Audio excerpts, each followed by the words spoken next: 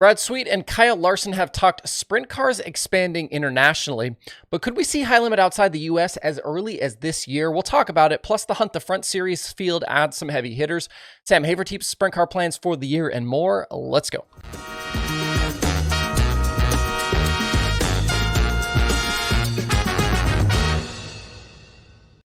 It's Monday, January 29th. I'm Justin Fiedler. This is DIRTRACKR Daily. Back at the beginning of the month, in the lead up to the Wild West Shootout and the Chili Bowl, we did a daily show where we talked about Kyle Larson spending some time late in 2024 or into 2025, potentially down under racing sprint cars. The topic initially came up with Michael Rigsby in regard to Larson possibly not running future Wild West Shootouts. In interviews that have followed, I believe with Flow Racing and then maybe Matt Weaver, if I remember correctly, Larson talked a bit more about those plans to head to Australia. He mentioned probably not going for as long as some of his counterparts do. Guys like Brad Sweet, Rico Abreu, Carson Macedo, they all spend multiple weeks there and usually do that during the offseason.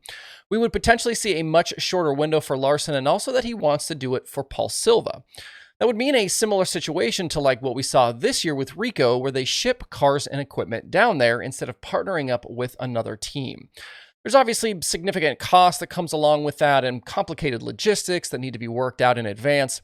If you watch my first episode of the Rico Rundown, you know that the planning for his deal started very early in 2023, and equipment was shipped right after the Knoxville Nationals in August. It's been a few years since we saw Larson race down under, so with multiple other options like the Chili Bowl and the Wild West Shootout, or even just taking some time off, why is this happening now? Well, let's connect some dots here. Late in 2022, as we learned more about the plans for the initial midweek high limit schedule, international expansion of sprint car racing was something that was talked about by Larson himself on an episode of the Loud Pedal podcast. He mentioned possibly bringing sprint car racing to Europe in the future. And in April of 2023, Jeff Gluck reported in a piece for The Athletic that Sweet and Larson had, quote, talked about taking the series global and potentially holding events in places like Australia, New Zealand, Canada, and Europe. At the moment, if you wanted to expand the high limit brand internationally, the best place to start would be somewhere there's already a healthy sprint car community, and Australia would certainly fit that bill. There were rumblings from some friends down under that while Brad Sweet was there this season to race Western Australia Speed Week, he was also researching potentially promoting some high limit shows there as early as next year. They would obviously need tracks and sponsors on board, but that talks were underway, so this could mean high limit shows either late in 2024 or early in 2025. If that is indeed the case, having Kyle Larson there with the Silva 57 would be a massive fan draw, and him going now could be a big clue as to this already being in the works.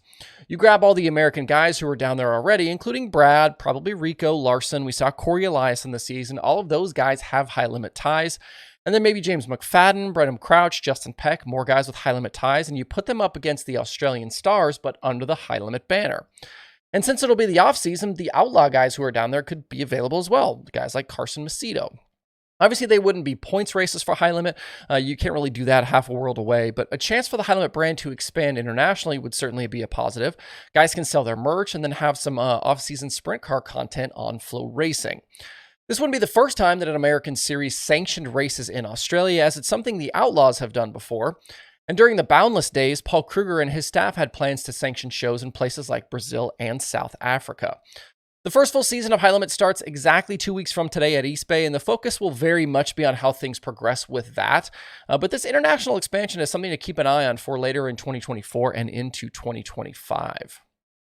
Over to the Hunt the Front Super Dirt Series, their season doesn't start until the middle of March at the Talladega Short Track, but they continue to add more full-timers to their roster for 2024. We already knew about Sam Seawright and Clay Harris making commitments to the series. Harris actually looked really solid with Lucas at Golden Isles just this past weekend. He made both of those features. Those two, plus Joseph Joyner, will be joined by several names announced in recent days. That includes Jackson Heiss and Cameron Weaver joining the rookie class. Heiss is a young driver from Florida, and Weaver is the son of late model driver Randy Weaver. He'll be driving the Henderson Motorsports car out of Tennessee. Also joining the series full-time will be past Southern Nationals champion Carson Ferguson. North Carolina driver pilots a Longhorn owned by Donald and Gina Bradshaw as a teammate to Tim McCready. He should be in the mix, I think, for the championship all season long. And back on Friday, we learned that Ashton Winger has committed to the full tour for this season, already owning the title of winningest driver in series history. Winger, no stranger to touring late model series. He's won races with both the Outlaws and Lucas in his career, along with a bunch of wins on the Summer Nationals. And then just today, it was announced that defending champion Josh Putnam will return to try and go back-to-back with the championships. Putnam brings the series to 8 total that have been announced to this point. But some other names were leaked by the Hunt the Front guys on their YouTube show, including Bo Slay, Dalton Cook, Trey Mills, and Stacy Bowles. So that would push the field to 12, with potentially more on the way. The guys also mentioned that they expect to see Jimmy Owens, Brandon Overton, Spencer Hughes, Ethan Dodson, and Will Harrington at their shows often throughout the season. Those are all guys who could potentially run national tours, but if things don't go well or, other plans get in the way, this is, an alternative for what they're, what they could do. And we already know Overton isn't running full time with Lucas anyway. The boost in purse money and added point fund and benefits seem to be attracting some big names to this tour in its second season. This is definitely one to keep an eye on here as well. This past weekend down at Volusia, we saw Sam Hafertepe run well in the 360 sprint car, picking up a win and 3 total podiums. I had been asked if he was a candidate to possibly sign with High Limit this season. And while I didn't believe that would happen, and it's not happening, we will still see him a bunch this season across the sport of sprint car racing. Thanks to a piece late last week from Brian Holbert, we know that Hafertepe will run the bulk of the ASCS National Tour in 2024 and fill in the rest of his nearly 100 race schedule with 410 actions split between High Limit and the Outlaws. His full schedule is available over at sam15.com. Hafertepe has won the ASCS Championship 5 times in the past, and with him scheduled to miss just 4 races, if he can stay hot all season, he could very much be in contention for title number 6. Hafertepe and the Hills 15 will be in action for all of the sprint car shows down south this year, including the Outlaws at Volusia and High Limit at East Bay and Golden Isles. The ASCS season starts March 1st at South Texas Race Ranch. You can find more of the ASCS at ascsracing.com. That's it for the Daily Show today. If you want some racing to check out tonight, UMP Modifieds hit East Bay live on Flow Racing. That's part of Winter Nationals there. There's also the season finale for the iRacing World of Outlaws Sprint Cars live on Dirt Vision and YouTube. Aiden Forster is in the driver's seat for that championship. Lucas Late Models will be at Ocala tonight for practice, with racing getting going on Tuesday. I don't believe there's any streaming coverage tonight of practice, so you'll just have to keep an eye on timing and scoring over on my Race Pass. Make sure to stop by DIRTRACKR.com/watch tonight to see the full streaming schedule all week long.